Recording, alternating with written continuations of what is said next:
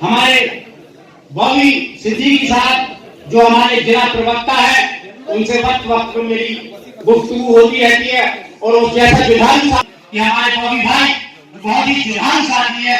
हमारी जो एक चमक है उनके अंदर मजलिस तालीम मुस्लिमीन के लिए दिखती है, जो जोश है, मैं उनका भी दिल से शुक्रिया अदा करता हूँ।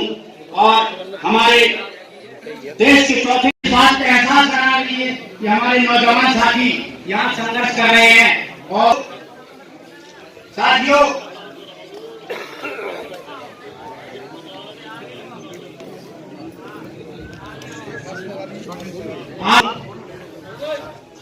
वसीम असद साहब जो हमारे मंडल अध्यक्ष यूपी है, उनकी टीम नौजवान की टीम जो हमने देखी नहीं करे। अगर आप नहीं, विकास किसको आप मानते हैं? विकास आप बिल्डिंग्स को मानते हैं, विकास आप इंफ्रास्ट्रक्चर को मानते हैं, या मानव के जीवन को मानते हैं? मानव जीवन अगर समाप्त हो गया तो सारा विकास धराशायी हो जाता है।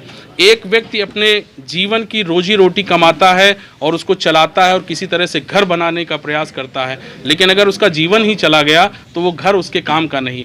हम इस देश में जो सुरक्षा नागरिकों को मिलनी चाहिए वो नहीं मिल पा रही, हम उसको विकास मानते हैं। हम ये मानते हैं कि व्यक्तियों के लिए 3 चीज़ें महत्वपूर्ण हैं।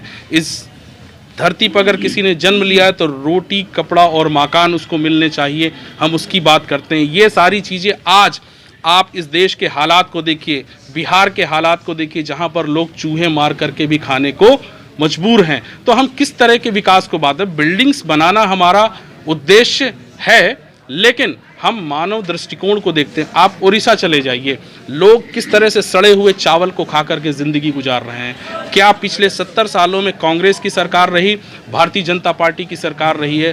क्या मानव को लेकर के उन्होंने कोई काम किया है?